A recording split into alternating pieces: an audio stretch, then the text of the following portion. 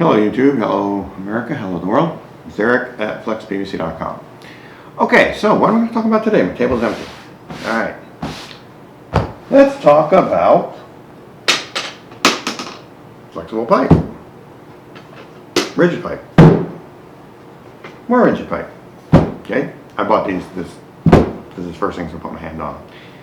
But that's not what I'm talking about. What I'm going to talk about are cutters.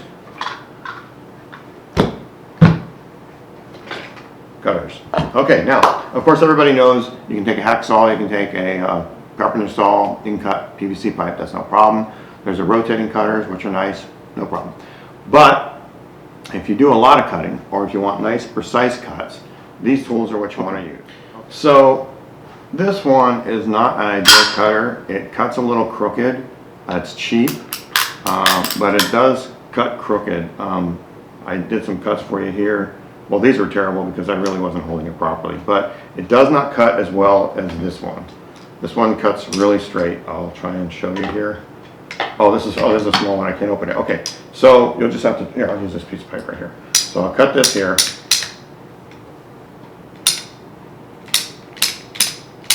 There you go.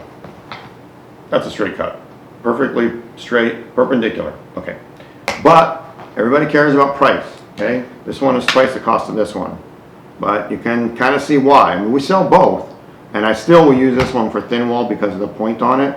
And there was another version we had that was better than this one, but the problem is it's really hard to get consistent products because all this stuff is imported, and you get a batch and they're good, and then you go back and you get another batch and they've changed them, or they don't work as well, or they're using inferior products.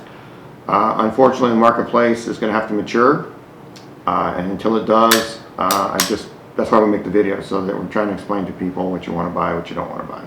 So if you just need something fast, quick, cheap, this is a good one, but it's not going to cut perfectly straight. These are much more expensive, but they cut really well, really straight. I've used these for 20 plus years. These, they have not changed anything, not at all. This is the same exact design, nothing's changed. Matter of fact, I have parts, I have the springs, and there's blades. Well, I don't know if we can get the blades anymore. We had a whole bunch, but up until recently we could get parts for these, but the problem is this is taking over the market because it's so much cheaper, and unfortunately that just happens. So then you've got this one right here, which is the big brother of this. Now these are different manufacturers. It's not just the red and the black. They're different. Okay, their designs are very similar. Okay, open. There we go. Okay, so this is a little bit tight. I need to loosen this. Okay, so I'll try and cut. See how well this one cuts for you. Okay, so like that. Kind of like this. Let's see if I can get it. Woo, baby. Schedule 80.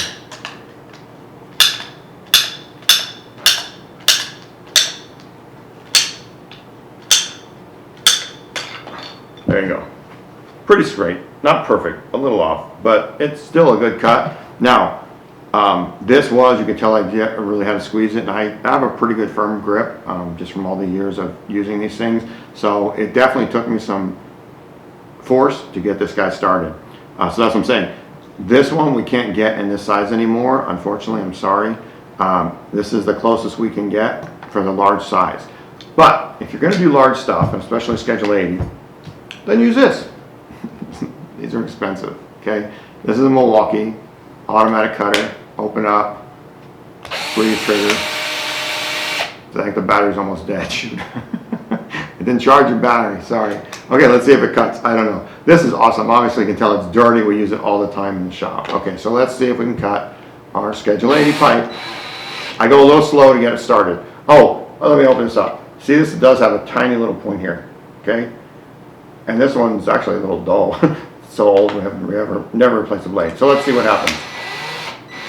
I go slow at first. There we go.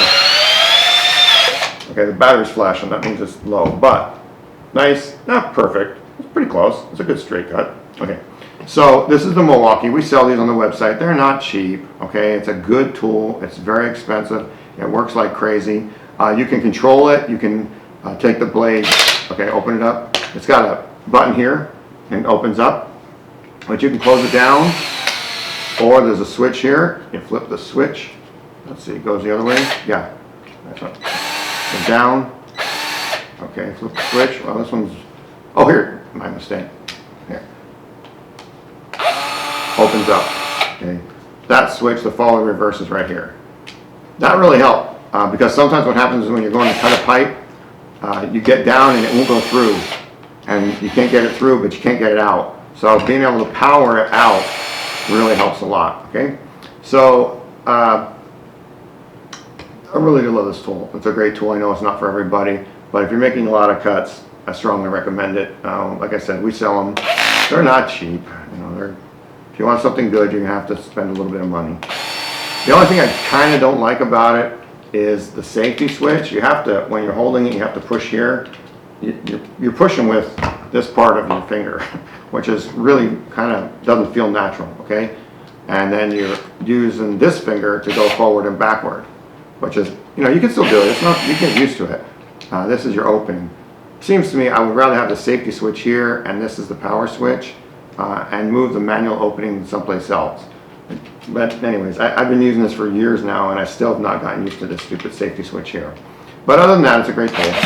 Use it all day long. Okay, so I hope you found this video useful. I know it was all over the place. Apologize. Oh, here you want to see it cut. Flexible pipe. No problem. Now, here, watch this. Okay, now, you see it penetrated, okay? Did a good job. All right? But when I'm cutting flexible pipe, and thin wall pipe as well, I will take this pipe with my hand, my left hand, and I will rotate it a little bit. See, when you rotate it, it keeps it from crushing the pipe. Right now, this is not a perfect cut. It usually cuts a little bit better than this, but this is typical. You're going to have this little high spot because remember, this is spiral wound.